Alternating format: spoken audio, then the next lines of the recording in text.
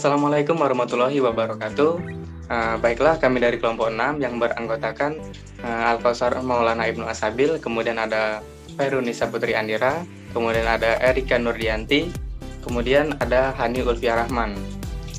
Baiklah, pada kali ini kami akan mempresentasikan mengenai database terkini. Kemudian untuk pembahasan kami kali ini, di sini ada 3 subbab materi. Yang pertama ada data warehouse dan ORLAP, yang mana database warehouse dan ORLAP ini merupakan elemen esensial dalam mendukung pengambilan keputusan yang sekarang menjadi fokus dari industri database. Kemudian ada spesial database, yang mana kumpulan dari tipe data spesial, operator, indeks, strategi pemrosesan. Kemudian yang ketiga ada multimedia database, yang mana multimedia database adalah alat yang diperlukan untuk mengelola data memelihara objek multimedia yang besar. Kemudian untuk masuk ke materi yang pertama, data warehouse dan ORLAP akan dijelaskan oleh saudari Khairunisa Putri Andira dan Hani Ulfia Rahman. Baiklah, terima kasih kepada Saudara Sabil. Nah, jadi di sini saya Khairunisa Putri Andira akan menjelaskan bagian yang pertama, itu mengenai data warehouse.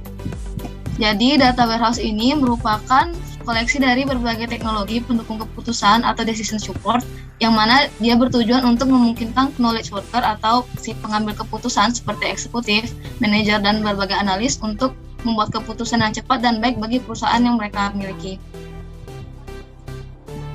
Nah, jadi untuk implementasinya data warehouse ini biasanya dapat digunakan dalam berbagai bidang industri pada era saat ini, di mana dalam bidang industri yang kami ketahui ada 7 bidang yang menggunakan data warehouse di dalamnya. Yang pertama yaitu dalam bidang perusahaan manufaktur, mereka menggunakan data warehouse untuk pengiriman barang dan pendukungan untuk customer-nya atau customer support. Kemudian pada bidang retail, mereka menggunakan data warehouse untuk profil pengguna inventaris pada manajemennya. Kemudian untuk jasa keuangan, mereka menggunakan data warehouse untuk menganalisis klaim risiko, kemudian kartu kredit, dan pendeteksian penipuan. Selanjutnya pada transportasi, mereka menggunakan data warehouse untuk manajemen para armadanya. Dalam bidang telekomunikasi, data warehouse ini digunakan untuk analisis panggilan dan deteksi penipuan. Kemudian untuk utilitas digunakan untuk daya analisis penggunaan. Dan terakhir pada fasilitas perawatan kesehatan, data warehouse ini digunakan untuk menganalisis hasil pemeriksaan dari para pasiennya. Nah, jadi data warehouse ini biasanya secara terpisah itu dipeliharanya dari database operasional suatu perusahaan itu terpisah. Nah, hal ini dikarenakan data warehouse ini mendukung proses OLAP atau Online Analytical Processing, yang mana dapat diartikan sebagai proses analisis secara online, di mana kebutuhan fungsional dan performanya cenderung berbeda dari aplikasi OLTP atau Online Transaction Processing, di mana aplikasi OLTP ini yang secara tradisional didukung performanya oleh database operasional. Nah, adapun aplikasi OLTP dan proses OLAP ini tentu sangat berbeda, di mana aplikasi OLTP atau Online Transaction Processing biasanya mengotomatisasi tugas pengolahan data Khairus atau data penting seperti entry pesanan dan transaksi perbankan yang merupakan operasi keseharian yang dilakukan secara setiap hari dari suatu organisasi. Kemudian sedangkan untuk data warehouse ini yang merupakan kebalikan dari aplikasi OLTP itu sendiri, di mana fungsionalnya ini lebih ditargetkan kepada pendukung keputusan atau decisional support, di mana data historis yang diringkas dan dikonsolidasikan, yang mana data ini lebih penting dalam data warehouse daripada record dari detail individunya di perusahaan. Nah, karena hal inilah data warehouse itu lebih digunakan untuk pengambilan decision support dan dipisahkan dari penggunaan database operasional. Sekian penjelasan dari saya mengenai data warehouse. Selanjutnya masuk kepada materi OLAP yang akan dijelaskan oleh Saudari Hani Ulfia Rahman. Kepada Hani, saya persilakan. Baiklah, di sini saya akan melanjutkan penjelasan dari Khairunisa mengenai OLAP atau Online Analytical Processing. Nah, OLAP adalah suatu metode khusus yang digunakan untuk melakukan analisis data yang terdapat pada media penyimpanan data atau database dan kemudian membuat laporannya sesuai dengan permintaan user. Selain itu, OLAP merupakan sebuah kategori software yang memungkinkan analis, manajer, dan eksekutif untuk mendapat keuntungan dari dalam data secara cepat, konsisten, dan interaktif dengan berbagai kemungkinan yang ada pada pandangan terhadap informasi yang ditransformasi dari data mentah ke dalam bentuk nyata yang dapat dipahami oleh user. Nah, fitur utama yang ditawarkan software ini adalah konsep cube. OLAP Cube adalah struktur data yang dioptimalkan untuk analisis data yang sangat cepat. Data-data akan dimasukkan ke dalam sel dan akan dipresentasikan dengan spreadsheet 3G, membentuk kubus yang memberikan kemudahan untuk melihat dan melakukan analisis terhadap data tersebut. Kemudian, OLAP memiliki 5 fitur database yang digadang-gadangkan menjadi pembeda di antara aplikasi sejenis yang biasa disebut dengan FastMe. Nah, yaitu yang pertama ada Fast. Fast merupakan sistem yang memiliki target untuk memberikan respon cepat, secepat mungkin pada pengguna berdasarkan analisis yang dilakukan. Selanjutnya ada analisis. Sistem mampu mengatasi berbagai logika bisnis serta analisis statistik yang relevan dengan aplikasi dan pengguna. Selanjutnya ada share. Sistem melakukan keseluruhan keperluan pengamanan data, yang mana apabila diperlukan banyak akses penulisan tentang data, maka perlu disesuaikan dengan level pengguna. Karena tidak seluruh aplikasi memerlukan pengguna penulis data kembali, maka sistem harus bisa menyelesaikan multiple update dalam satu waktu dengan aman. Yang keempat ada multidimensional. Sistem harus memberikan conceptual view dari data secara multidimensional, baik full support hierarchy maupun multiple support hierarchy. Hal ini merupakan cara logis untuk melakukan analisis bisnis serta organisasi. Yang terakhir ada information. Seluruh data informasi yang diperlukan dan relevan bagi aplikasi. Kapasitas produk OLAP tidak sama dalam menghandle input data, yang tergantung pada beberapa pertimbangan seperti duplikasi data, penggunaan disk space, penggunaan RAM, performance, integrasi terhadap data warehouse, dan sebagainya. Selanjutnya yaitu operasi dasar OLAP. Nah, terdapat 4 operasi dasar OLAP. Yang pertama roll up, merupakan penggabungan atau penyatuan beberapa hierarki menjadi satu. Roll up biasa dikenal juga dengan penggabungan atau penyatuan. Roll up dilakukan dengan 2 cara, yaitu reducing dimensions dan climbing up konsep hierarki. Selanjutnya ada drill down, merupakan proses memecah hierarki menjadi beberapa bagian. Drill down merupakan proses yang berkebalikan dengan roll up. Jika roll up merupakan proses menggabungkan beberapa hierarki menjadi satu, maka drill down merupakan proses memecah hierarki menjadi beberapa bagian. Yang ketiga ada slice and dice. Slice memecah beberapa subcube, sedangkan dice menggabungkan beberapa cube. Slice memecah satu kubus menjadi beberapa subcube di mana kita bisa memecah cube berdasarkan kuartalnya. Sedangkan dice merupakan proses kebalikan dari slice di mana dia menggabungkan beberapa cube menjadi satu cube utuh. Nah, yang terakhir ada pivot, merubah sumbu dari sebuah cube. Pivot adalah fitur di mana Anda dapat merubah sumbu dari sebuah cube. Tujuannya adalah untuk memberikan presentasi baru terhadap data. Baiklah, sekian dari saya kembalikan ke moderator. Baiklah, mungkin untuk materi selanjutnya spesial database akan dijelaskan oleh saudari Erika Nurdianti. Silahkan Erika. Baik, terima kasih. Selanjutnya tentang spatial database. Next. Adapun pengertian dari spatial database. Basis data spasial adalah kumpulan dari tipe data spasial, operator, indeks, kemudian strategi pemrosesan. Basis data spasial ditujukan bagi penyimpanan data yang berkaitan dengan lokasi-lokasi dan ruang geometris, kemudian mendukung query dan penggunaan indeks yang efisien berdasarkan data lokasi atau ruang tersebut. Tipe data spasial yang direpresentasikan dalam bentuk point, kemudian line, dan poligon, memberikan abstraksi dasar untuk memodelkan struktur entitas geometri dalam suatu ruang serta hubungan, kemudian sifat dan operasinya. Objek-objek spasial dari kelas geometri yang berbeda dapat dihubungkan melalui hubungan spasial atau spatial relationship. Next.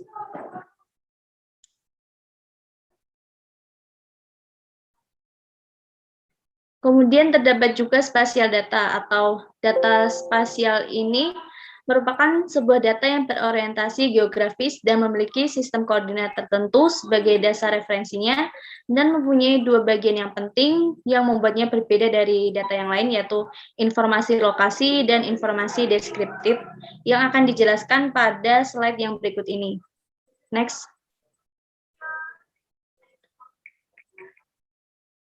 Informasi lokasi. Informasi ini merupakan informasi yang berkaitan dengan suatu koordinat, baik koordinat geografi maupun koordinat kartesian, termasuk diantaranya sistem proyeksi. Kemudian ada juga informasi deskriptif, informasi suatu lokasi yang memiliki beberapa keterangan yang berkaitan dengan lokasi tersebut, contohnya jenis vegetasi, kemudian populasi, luasan, kode pos, dan sebagainya.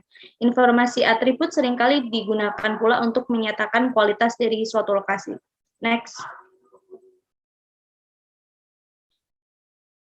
Baik, selanjutnya ada model spasial data. Yang pertama, terdapat model data raster.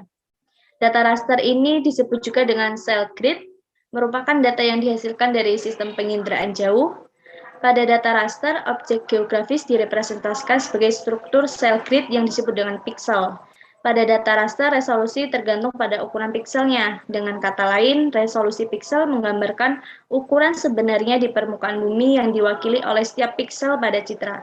Semakin kecil ukuran permukaan bumi, semakin tinggi resolusinya. Data raster sangat baik untuk mempresentasikan batas yang berubah secara gradual seperti jenis tanah, kelembapan tanah, vegetasi, suhu tanah, dan sebagainya. Next. Yang kedua, terdapat model data vektor. Data vektor merupakan bentuk bumi yang direpresentasikan ke dalam kumpulan garis dan area. Titik dan nodes. Keuntungan utama dari format data vektor ini adalah ketepatan dalam merepresentasikan fitur titik, batasan, dan garis lurusnya. Hal ini sangat berguna untuk analisa yang membutuhkan ketepatan posisi, misalnya pada basis data batas-batas kadaster. Kemudian contoh penggunaan lainnya ada untuk mendefinisikan hubungan spasial dari beberapa fitur. Kemudian kelemahan data vektor ini ketidakmampuan dalam mengakomodasi perubahan gradual. Next. Berikut kelebihan dari data raster. Yang pertama, memiliki struktur data yang sederhana. Yang kedua, yaitu metode untuk mendapatkan citra rasternya lebih mudah. Kemudian mudah memanipulasi dengan menggunakan fungsi-fungsi matematis yang sederhana. Next. Kemudian terdapat juga kekurangan dari data raster. Yang pertama, transformasi koordinat dan proyeksi lebih sulit dilakukan. Yang kedua, penggunaan sel atau ukuran grid yang lebih besar untuk menghemat ruang penyimpanan akan menyebabkan kehilangan banyak informasi dan ketelitian. Yang ketiga, sering mengalami kesalahan dalam menggambarkan bentuk dan garis batas suatu objek. Sangat bergantung pada resolusi spasial dan toleransi yang diberikan. Next.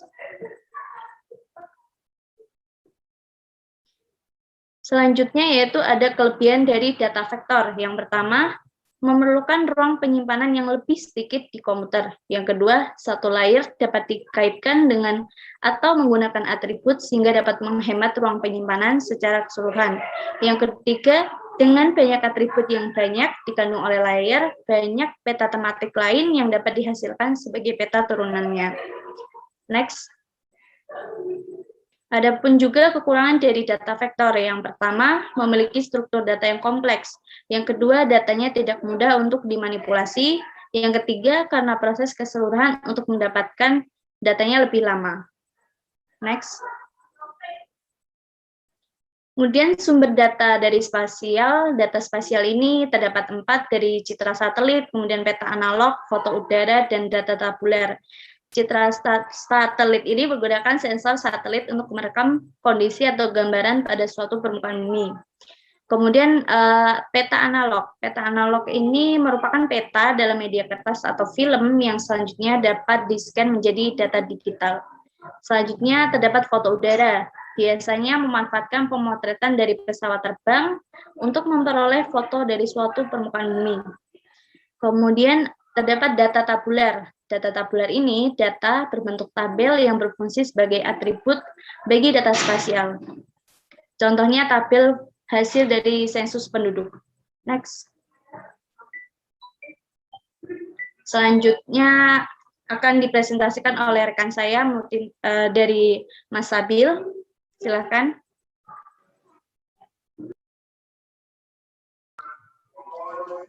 Baiklah, saya akan melanjutkan materi selanjutnya mengenai multimedia database. Jadi sebelumnya kita harus mengetahui sebenarnya multimedia database itu apa. Database multimedia atau multimedia database ini adalah alat yang diperlukan untuk mengelola dan memelihara objek multimedia yang besar. Jadi multimedia database ini sama seperti database lainnya, hanya saja objek dari multimedia terdiri dari teks, grafik, animasi, video, suara, musik, dan lain-lain. Aplikasi multimedia sering juga disebut dengan antarmuka manajemen file pada tingkat abstraksi yang berbeda seperti aplikasi hypertext, editor audio, layanan distribusi, audio video, tergantung pada kekuatannya dari database multimedia dan strukturnya. Kemudian yaitu untuk manajemen multimedia database. Sistem manajemen database multimedia dapat didefinisikan sebagai sistem perangkat lunak yang mengelola pengumpulan data multimedia dan penyediaan akses ke pengguna untuk query dan mengambil objek multimedia.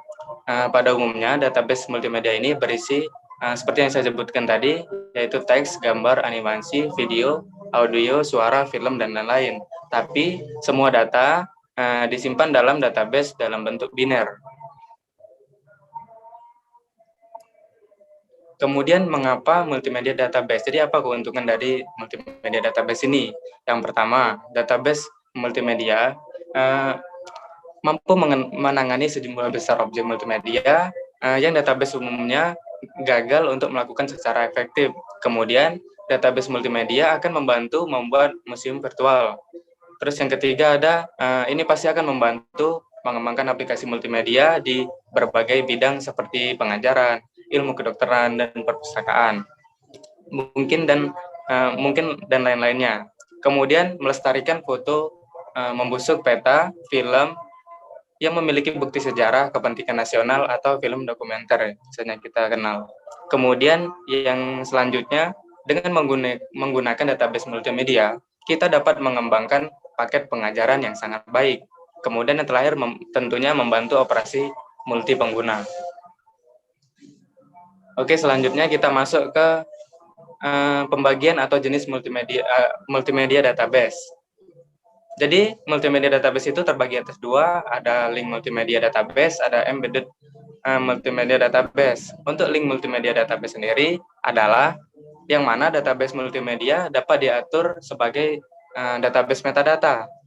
Salah satu keuntungan besar dari jenis database ini adalah bahwa ukuran database akan kecil karena alasan bahwa elemen multimedia tidak tertanam dalam database, tetapi hanya terkait dengan itu. Kemudian ada embedded multimedia database. Embedded multimedia database menyiratkan bahwa database itu sendiri berisi objek multimedia seperti dalam bentuk biner dalam database. Selanjutnya untuk karakteristik MDBMS itu sendiri, yaitu media penyimpanan yang sesuai, kemudian metode pencarian yang komprehensif. Selanjutnya antarmuka, independen, perangkat, dan format.